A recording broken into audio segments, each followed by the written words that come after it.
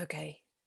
Viv Groskop, it's really exciting to talk to you today. Thank you for taking the time and joining us for She Can. Tell us a little about yourself and what you do. Hi, thank you so much for having me. And I couldn't be more behind this message of She Can. It's really in alignment with everything that I do in my work. I'm a writer, comedian, and I'm the host of the podcast How to Own the Room, which is also a best-selling book.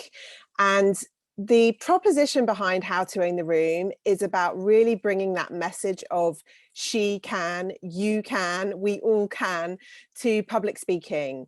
And it's something that's really close to my heart. I started out in stand-up comedy about 10 years ago in my mid-30s with 3 children under the age of 5. And I really, although I knew it was something I really wanted to do, I really spent a lot of time thinking to myself in my head, you can't. And it held me back, that mindset part of things, you know, that self-doubt really held me back for a long time.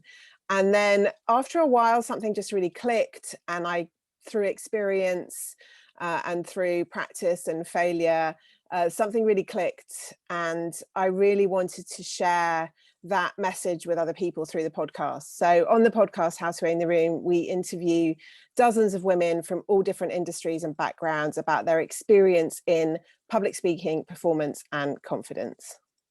I love that podcast. It's so great. Every single one of them. And you've published so many books, and you've just published another one, right? Or another one is coming out. Tell us a little bit about your journey and how you got to where you are today. I started out as a journalist. So through my 20s and early 30s, I was a freelance writer on papers like The Guardian, The Observer, The Financial Times. I wrote for a lot of magazines. I'm a Russian speaker, so I was a contributing editor at Russian Vogue for 10 years. And that was a really, really great experience at that time in my life when I was raising young children and I wanted my own business and I wanted to make my own hours. But as my children started growing up and I hit my mid-30s, I really began to get kind of itchy and think about the things that I really wanted to do with my life. I guess when I had 40 on the horizon, now I've got 50 on the horizon, you know, we all have these milestones that we think, oh, have I really done what I wanted to do with my life? And it was at that moment that I began to think more about how much I love being in front of an audience, how much I love sharing stories with people. And all of that led to me doing comedy and eventually more podcasting and broadcasting.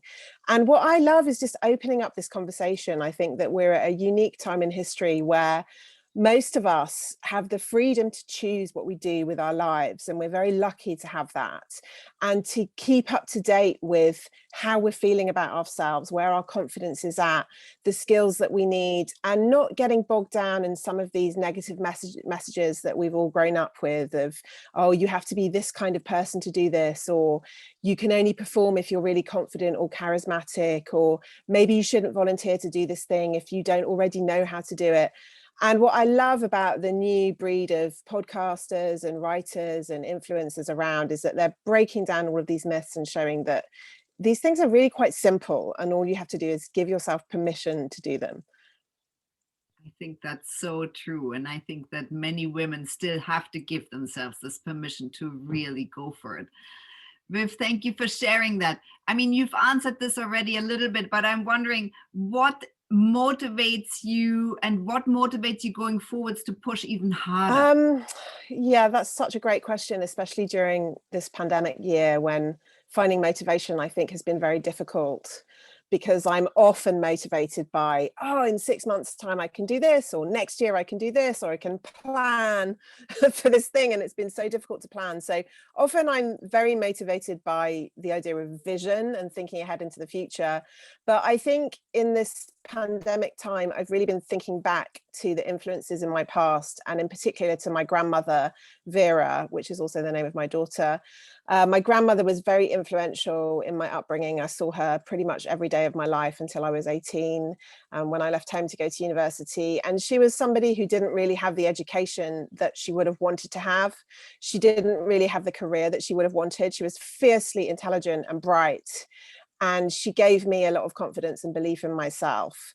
And whenever I feel that I need a bit of inspiration and I need to get my mojo back, I think about her and think, I'm so lucky to have the opportunities that I have. I'm so lucky to live in the era that I live in. And I just remember that she didn't have that, and that it's up to me to honor that truth. That's lovely. Yeah, I think we can learn so much from the women that came before us, even though they didn't have the same opportunities. Viv, what do you think is your superpower? What makes you so successful in what you do? And you're hugely inspiring. You know, what is it that you have? Oh, thank you. I often don't feel that way about myself. I recently interviewed a really fascinating woman called Dame Stephanie Shirley, who's a brilliant entrepreneur who started out in the 1960s. She recently gave a TED talk about her experiences running a business in IT in the 60s, 70s, and 80s, when she was one of the only women. And she said that her superpower is that she has a lot of energy. And when you have energy, it gives people trust and confidence in you. And that really unlocked something for me, because I'm somebody who has a lot of energy. I have to make sure that I channel it carefully, that I rest enough to use my energy at the right time and in the right place.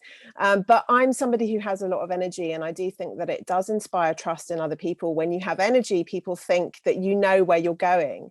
I don't always know where I'm going, but I know that I have a lot of passion, energy, and enthusiasm behind it. So I think if you can make sure that you rest enough, that you check in with yourself enough, that you have a sense of humor about your life and don't take yourself too seriously, then that's a way of conserving your energy, and you can really use it for the things that you want to use it for. Oh, thank you for sharing that, Viv. That's very important, I think. Um, do you, what would your tips be for other women, sort of your top tips? A top tip for confidence and presentation is really about learning that we are too much in our heads. And this is maybe also something that transfers to life, as well as presentation and performance moments. A lot of the time, we're very caught up in the chatter in our minds. We can get hijacked by those inner gremlins, by self-doubt, by insecurity, by thinking, oh, I don't have enough experience to do this, or I haven't prepared enough, or I don't know what I'm doing. And these are all very cerebral, intellectual messages that we're constantly telling ourselves. We get very caught up in this negative thinking. And the key for confidence and making other people feel relaxed around you is to be grounded in your body. So immediately think, you know, where is my breath? Where is my energy in my body? Where is my physical presence? Where are my feet? You know, are your feet properly grounded? And remembering that you are a presence, you know, you're not just like a floating brain that is communicating with people. We're constantly sending messages with our bodies. So being more grounded into your body, allowing yourself to breathe and relax, and not thinking so much, allowing yourself to feel more than you think. And that allows you to take your focus away from yourself and onto other people. So this is a great tip for performance and for life, is try and take the focus off of yourself and onto other people. What do they need? What can you bring to them? What have you come to share? And not only does it make you less nervous, it actually makes you better able to connect with other people, because they're not there to judge you, they're there to get something for themselves. So remembering to keep the focus off of yourself and keep it on others. I love that, Viv. I heard that also in one of your podcasts. Remember your feet, and I think that's I'm always going on about feet. It was a big game changer for me when I was performing a lot. When I was doing comedy, I did 100 gigs in 100 consecutive nights 10 years ago, as a real kind of baptism of fire. And what I learned halfway through that, when you're exhausted as well, you need to find new reserves of energy. And if you always have this very quick and easy thing you can think of, like, where are my feet? Am I grounded? Do I feel a connection to this place where I'm standing? It automatically takes you out of your head. And it's just such an easy, quick tip to remember. It's beautiful. It's beautiful. Viv, last question. Where do you see yourself in the future, you know, 5 years time? What dreams do you have? That's such a good question, and I find it really difficult to answer. A year ago, if you'd have asked me before the pandemic, there are a million things I could have told you. But this year has changed a lot for me, and I feel much more open and flexible to what's going to happen in the future now. And I'm trying not to plan any more than sometimes one day ahead. I was going to say 1 week or 1 month, but sometimes it's 1 day or 1 hour. So I hope I will continue to champion women and performance. It's my obsession. We've got the 100th episode of the podcast coming up. We're going to hopefully hit 1 million downloads by the end of this year. So that will always be my passion. And I make all of the podcasts with a view to people listening to them in 10 years, 20 years, 30 years time, so that there will always be a place where you can hear brilliant women speakers like Hillary Clinton, Margaret Atwood, Anne-Marie Imafidon, Nadia Hussein, Nigella Lawson, people from all different fields talking about what they've learned. And the podcast House We're in the Room is the place where you can always find that. So I'll definitely continue to build that. But the one thing I've learned over the last year is that nothing is certain. And that's not a bad thing, because there are always new possibilities. So I'll always be exploring new and fresh things. Thank you for sharing your story, Viv. That was hugely inspiring. Thank you.